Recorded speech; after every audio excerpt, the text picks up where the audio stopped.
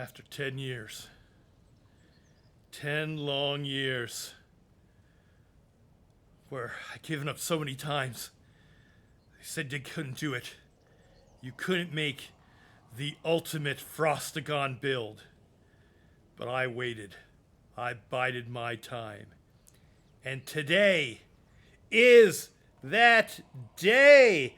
Let's go, everybody. How you doing? Welcome to another video. We have the ultimate FROSTYGON build, the 10 years in the making. Oh my gosh, I didn't even know I was as close as I was. Because you all know I've been working on this build for over 10 years, trying to bring this about. Oh my gosh, what can we do? What could I do? I had no idea. And then I started to be able to get to the place that I wanted to be while I was making the other videos. So we had the Beam Bear, video that which is great. I still think it's the strongest as far as having Barry, our bear. Absolutely fantastic build. Love it. And then I made the FROSTYGON build, the all frost build. And that was fantastic. I loved that a lot. And I still think it's one of the best frost builds out there, utilizing everything that frost can do for us now. And then I made at Fun build, the donut AoE build, which, you just kind of throw on the AoE stuff and just kind of walk around and, move around and things just die. So absolutely fabulous. And then, so one day I'm looking at these three and I'm like, you know what? What if I combine them all together? Take the best of the best of the best and put these all together. And that, my friends, is what I have done. This is the ultimate FROSTYGON build, 10 years in the making. Let's check it over. Like I said in my other videos, I like going to what this is called Combat Metrics, or CMX for short, in here, because it gives you all the information. So check this out, write this down, snip it, copy it, whatever. So I won't be posting it down below like I've done in previous years and stuff, because it takes so much time. This just shows everything. So yeah, what do we got in here? Well, actually, I think I might use the different look to show off the skills and stuff. But just quickly, I got Solar Barrage, the Flail, the Fade Carver, the Arctic Blast, the Healing Burst, and Northern Storm. So this is a combination of, instead of the Animal Companion, along with the Animal Companion, combined with a couple other things, other subclass lines and stuff. Now what we have is that we've got the Warden with the Frost, the Winter stuff. We've got the Solar Barrage stuff from the Templar, and we've got the Flail and Beam set up from the Arcanist. So it is a Warden, Arc, Templar is the setup in here. So what are we using? We are using our Deadly set. Our Deadly set, I'm using that on the weapon, a Lightning Staff, and Precise and Flame damage. I have it then on the shoulder, Divines and Stamina. This is a Stamina build, mostly because with Hybridization, we do have a few skills going to use a little bit of Magicka, but we're going to have our points into Stamina. There. And then I put it on the rings and the necklace. We have that on there where I have the spell damage with the Stamina. So technically it's the physical damage, I believe is the one when you make the enchantment on there.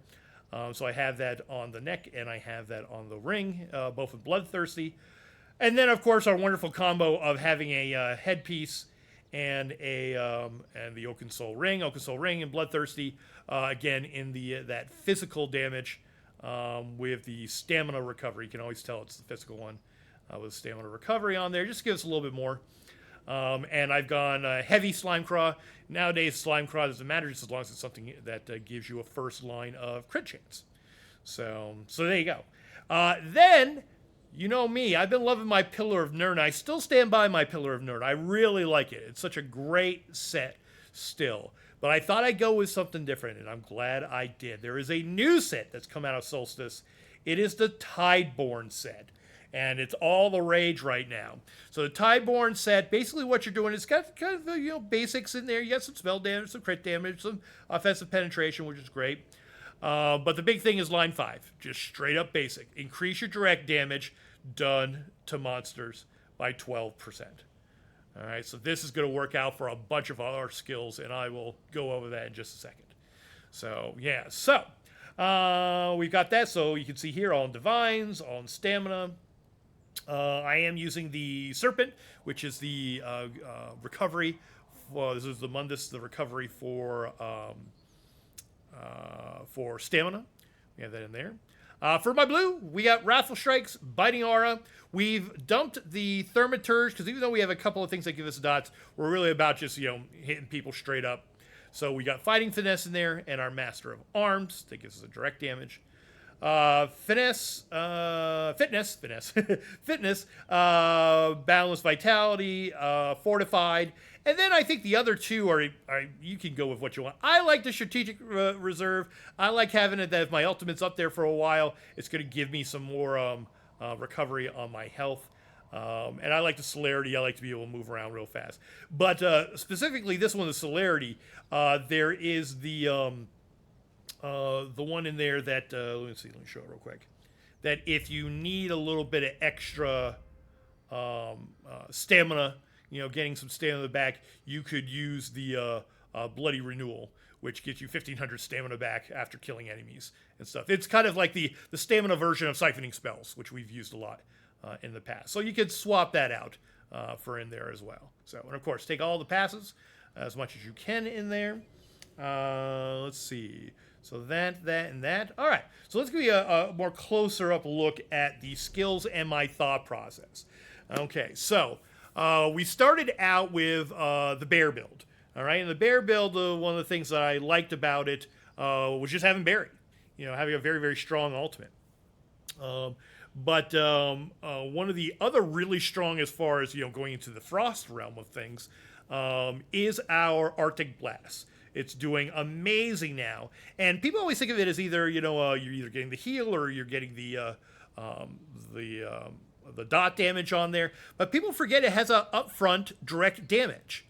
So when you read it, it says, envelop yourself in winter winds, instantly dealing 940 frost damage. And you can see that when you hit it. You'll see, because it's an initial ring. So if I hit it right here, boom, that initial ring that went out, all right, that scattered, that's the direct damage. So it's like this. So you can hit it every once in a while, boom, and that's a big shot of direct damage in all directions. All right, so I was actually using it a lot in my Frost build and my dot build that I was working on to do the direct damage portion of it instead of just the damage over time. So it's giving us a couple of different things within there. So, and then also you have the option of it, being, an extra heal if you're away from things. And then it's got one of the coolest things here is that it stuns enemies after a delay of 3 seconds. So anytime you see frozen enemies, all right, that's the cool animation for the stun for this skill. It's unique to that. I think maybe it does it with the chilling status effect or something like that. I'm not sure in that, but it definitely does it for this. So I'll have that going, and then things run up to try to hurt me, and then boom, they're frozen. So I can't do any damage to me for a little while. So really an excellent and powerful skill right now. So we love it. And it is Magicka. It's one of our few Magicka skills. But again, since we cast it and then we kind of forget about it, we don't spam it, we don't need a lot of Magicka around to be able to do that. And then pair that with the ultimate in here, Northern Star, which is hugely powerful right now. And I was using that on my Frost build. In there, you can look at all the stats on that. Plus, you're giving a major protection to all of your allies that are around you, so you're helping out people as well. So it's just wonderful. So that's the switch from Animal Companion into the Winter's Embrace realm. In there, and doing a lot of damage, and AoE damage, and dot damage, and direct damage. So boom, right out of the gate, just having these two, you could just go and solo a bunch of stuff. It's just really amazing. So, all right. Then we've got the beam side of it. All right, so we've got the old flail. Flail, we know here's our stamina consumers for both things. It's going to consume our stamina. And so you got the flail that does a whole bunch of stuff to it. It does the initial damage that goes out there. It gives us a crux. So I usually shoot that 3 times before doing the beam, so that it accentuates the beam. It also drenches people in ink, all right, which gives 5% increased damage. So what's cool, cool, I'm going to be saying cool a lot, just because I say cool, is that if I'm using Arctic Blast and that's already out there doing damage, as soon as I then hit the enemy with the ink on top of that, this is going to do more damage. And this is going to do more damage. It's not just, setting up the Fate Carver. So all of your other stuff is going to be doing more damage, putting that ink out there with that.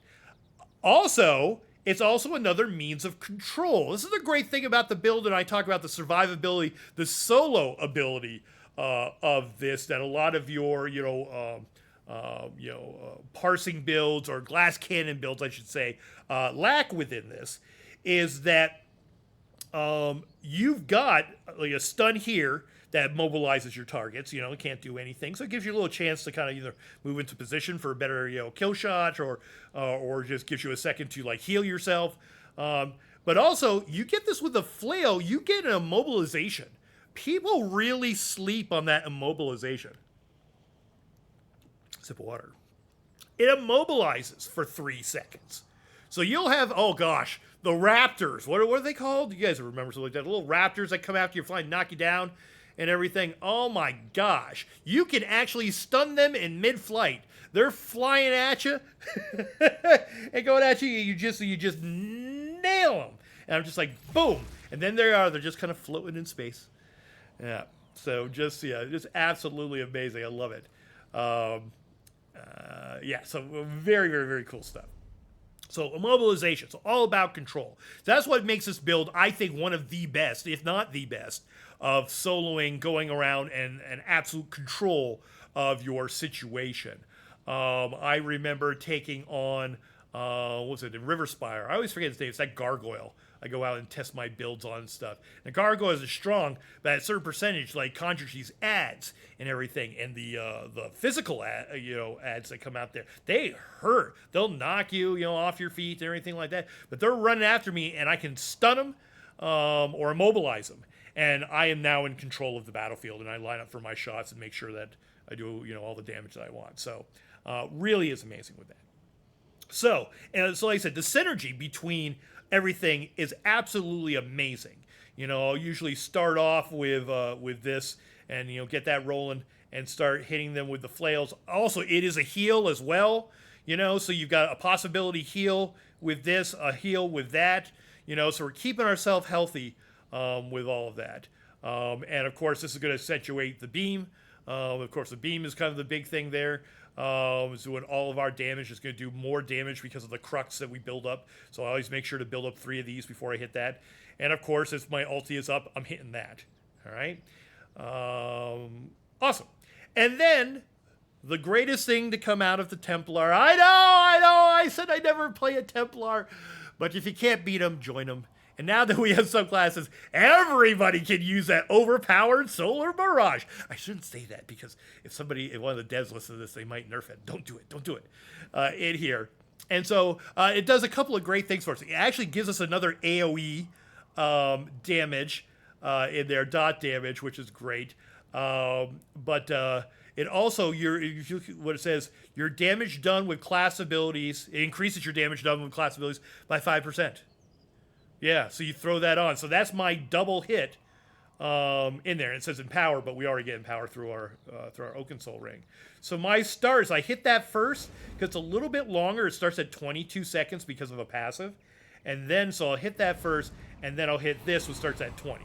So they're about at the exact same cooldown in that. So, yeah, so remember I told you about how that the flail... with the ink increases like the Arctic Blast and everything like that. Now this is going to increase it as well.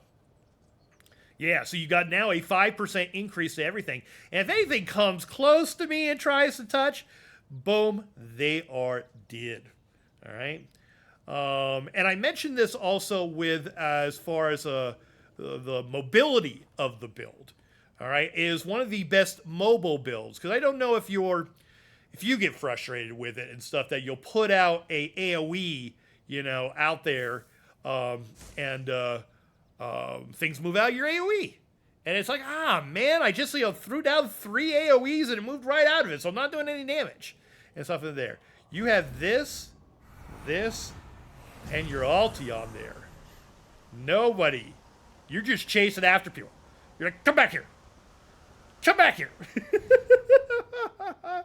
And like I said, you could just do those 2 things, and do a lot of damage. So, okay, so I talked about the bear, my original video with the beam and the bear, and I talked about the frost. Here is where we have our wonderful, donut AoE walking around. You could actually just go here, boom, let's put this on, and go here and just kind of, hi everybody. Let's just do damage to everybody. Does that say 42? Does that say 4139? And I'm not even doing anything? Oh my goodness. Oh my goodness. Absolutely incredible. Alright? Absolutely incredible. That we can pump out that much damage just walking around. So yeah, so my fun kind of meme-ish, walking around with the donuts there, the AoE donuts, is still here. So like I said, it's a combination of the 3 builds that I put out there. Each of those builds are great in their own right. And then if you want to, you can combine all of them together into one bar build. It is the ultimate build. The ultimate Frostygon. I've done everything with the build. All right. I have gone and done hard mode trials and been able to pump out damage with everybody else. I mean, and people were having all those, big setups that, have your 140, 160, single target stuff. Where we shine is in the ads leading up to it, or if a boss is mobile. So I was out parsing some of these bigger ones. So I say this not to discredit any of those wonderful builds. I say it more in a way so that if, because I think my top with this one was a parse of 76K. And people might say, oh my gosh, 76K, oh, that's half as much. It's what you do. Yeah, but I'm able to do that in content. When things are running out of AoEs or things aren't exactly lined up, for some of those more glass cannony builds. This guy shines in it. And so I was keeping up with damage or exceeding it. For some of the people in there, just because of how the fights were going, because it's always different, whatever trial that you do. So mine was came off really well. So I was very happy with that. So trials did it, dungeons, decimate, stuff like that. World bosses, even those really hard world bosses that kill everybody, and so that I survived them. Oh my gosh, the Westfield ones. I forget the guy down the southwest end corner that gets everybody. Has all these ads and all these things, and has those scary tigers with a scorpion. That's not the thing of nightmares, or anything like that. I was able to solo all that stuff, and it was so much fun, and I just feel so powerful. I was able also to go into Veteran Vodashron in there, and on the final boss. Well, we know that Vodashron is kind of great, but it ups it a little bit on the final boss as far as needing a little bit more damage. And I actually was able to burn her down. All right, burn her down past the last final 10% to continue, to go to those, islands that you tether yourself, over to, and stuff in there. So, yeah, I've never been able to do that on any Frostygon. I would get kind of close, but then it would take me a while, and I have to go fight the ladies with the connecting beams. I never had to face the ladies with the connecting beams once. I was doing so much damage. Again, because what do? You start fighting the lady in the middle, and then all those big hunking guys come around, and what takes care of them? All of our wonderful, AoEs and stuff, and I didn't even have to do anything. Ink them up and everything, and start focusing on her and just let her burn down. So absolutely incredibly easy time going through Veteran Maelstrom Arena in that. So I mean, this thing does all content, and I mean all content. All right. So if you want something that is your ultimate, and we throw out that, to get people to watch our videos and stuff like the ultimate this, the ultimate that, to that. For me, the ultimate means that you can do absolutely everything in the game, and not only do it, but do it well. This is going to be my build going forward. It absolutely just goes through. It destroys IA. It's almost too easy for IA as they started to go along in there. I got tired before I did. I got up to 6 something or other in there. I was going to try to get to 7, but it takes so long to get to that arc. So, but I wasn't losing any lives. I was soloing soloing. I am in there solo. I was taking on the big marauders. Even the guy with the multi-arms, and I was absolutely fine within that. So, speaking of that with Marauder, we talked about all my healing and stuff that in here. Here's a flex spot, because if you've been wondering, okay, when is he going to talk about the scripted one? I call this the ultimate healing skill. I think it's the best healing skill in the game.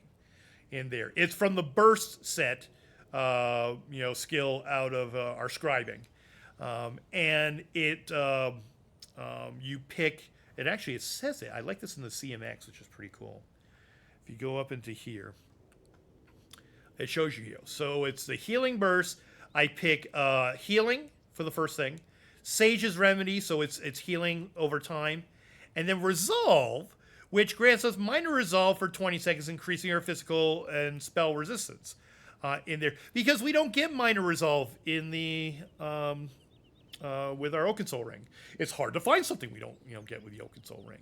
And a lot of times people, when they talk about the Oaken Soul Ring, or they talk about like not using it, why you should use it, especially as a soloing player, is because it's got a lot of great stuff that is protective, that is healing.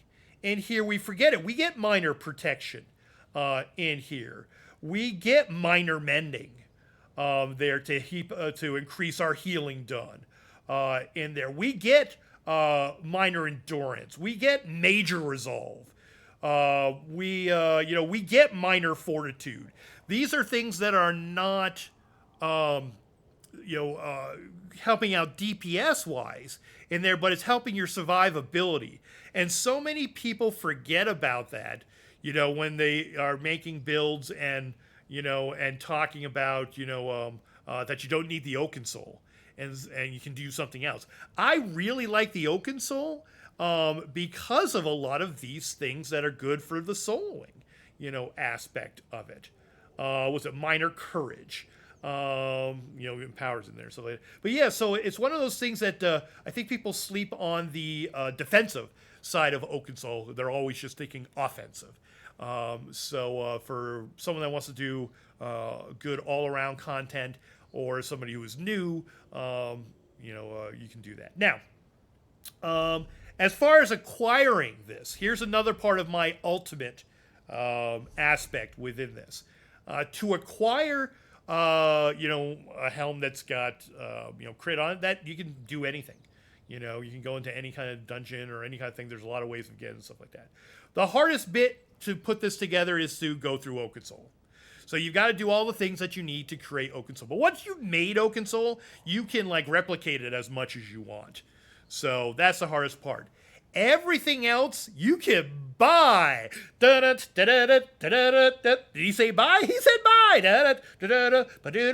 I mean, you can earn it too, but you can buy. I mean, I wanted to create some of this stuff, and then I had people telling me, where can I go buy all this stuff in here? Wait, that's for the Deadly. For the Tideborn, you can just go create it. You just go create it or have a friend create it. It's actually in... It's up here, up way to the kind of northwestish side up here. That's where you can go there. So go there, and there's a crafting table there so that you can go craft it. I think it said that you have to have, 5 items in there to be able to do it. 5 item crafting. But yeah, you can go and do it. So I can still sing my song. You can buy it. Da, da, da, da, da. So you buy it and create it and make it. So you can go out and buy all the pieces and stuff so you can make the deadly. Boom. All right. And then you can just create or have someone create Tideborn for you. Talk about an easy, really powerful, like these aren't the sets of like, oh, if you don't have, oh, if you can't get, oh, if you can't make it into this trial. No, these are the best of the best. These are what you want to pick out. All right? So you want the deadly because it's the best. Because with deadly in there, it gives you damage over time and channeled. Oh, let me mention this too. I think I mentioned the other one, but in case you haven't seen the other videos in here. A lot of people thought that because our fake carver was good, they changed it so that it's direct damage now, that they're like, oh, this set is poo. You know, it doesn't work anymore and something like that. No, because remember, it's still channeled. It's channeled doing direct damage, but as a channel. So it still works. So this one works great because we have a little bit of dots. So our dots are going to go up, and we're going to have our channel attack. So it still works. Yeah. And then the Tideborn, of course, works because we are doing direct damage. So boom, boom, we've got it. Yeah. So the actual ultimate, of that in there. And then make sure that you take the passives, all the passives. We got some big ones in here. The new one that they changed out here increases the amount of damage you block by 8% and increases your frost damage by 15%. So by going frost, I've just upped both of these by 15%. Absolutely amazing. Getting that frost damage in there. Just love it. And the same thing with utilizing the Dawn's Wrath. So you go with Dawn's Wrath. What was the special one in here? I wanted to make sure. Oh, yeah, that lasts longer by 2 seconds. Oh, here's another really nice one with it, too. Is that reduces the health, magicka, stamina, and ultimate cost of your abilities. Yeah, so don't sleep on those passives. Those are something, like I said, again, for survivability, being able to not have to, worry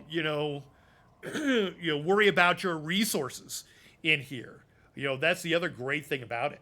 Okay, so I don't have my 2 minutes on that. So, and do I have my food on? Oh, let's put the food on. Food I'm using. Okay, I don't think I mentioned that. I am using the Pack Leader's Bone Broth because it increases our max stamina and our max health. It's sort of because we're going to have plenty of resource recovery through all the things that I've mentioned and the setup that I have here. Now look at this. Here's another thing that people say, oh, it's all got to be in either magicka or stamina. No, it does not. I begin with, and I was proven right. I was proven right just the other day in IA because I got hit by a marauder and I got hit for 26K. Thank God I was at full health. All right? I like to have things at 29K because there's a bunch of things that can one-shot you at 25K-ish. All right? To do that, simply throw some of the health stuff, points into health, and then go the rest of stamina. I've got plenty of stamina. 26 for stamina is more than enough. And look at that. I've got that recovery going on there. My health recovery is way up because of that strategic reserve that I use for my CP. And magicka is low, but I don't really need it too much. I can do a pot if I really want to. Or, remember, I am also using a staff so I can get back, any of those resources. So if I'm finding myself really low, what takes up the most there? Yeah, so if I find myself really low, and stuff like this, I can just, do a little heavy attack and boom, I'm going to be right back. Oh, and our heavy attacks do huge damage because we got Empower. So if at one point you're just like, oh, I'm out of resources, just heavy attack. You'll be fine. Ah. All right. How did I do? I think I went 30 minutes with this video, or I'm about to. So thank you, everybody, for watching. If you got any more questions about this build, put the comments and down below. Just ask me. And if you've got some ideas for it, You know, like I said, I call it the ultimate, but I'm always open for other things. And I always say to everybody, when you're looking at builds, it is a template for what you like to play and how you like to do things. All right, because I like to play a certain way. Like I said, I like having that heal, at the end of the bar. I don't like to. I like to have an actual button that gives me a heal, and that's just me. So, but if you are good with all the healing stuff, or you want to put it into reaving blows, that's a wonderful option. I should probably also talk about that too, because we are doing all of this direct damage.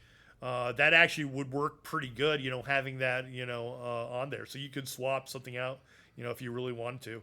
So, yeah, so different ways that you can go. So, all right. So make sure, if you haven't already, make sure that you're subscribed. Please leave a comment down below. It can even be an emoji or just say cool build or something like that, because it really helps all the metrics for us doing more better. That's good English. So doing better on YouTube and stuff. So, and I love making all of these builds for everybody and stuff. So, all right. I hope you enjoy. I hope you would try it. The new ultimate FROSTYGON build. All right, everybody. Have a good one. I will see you in the next video. Bye.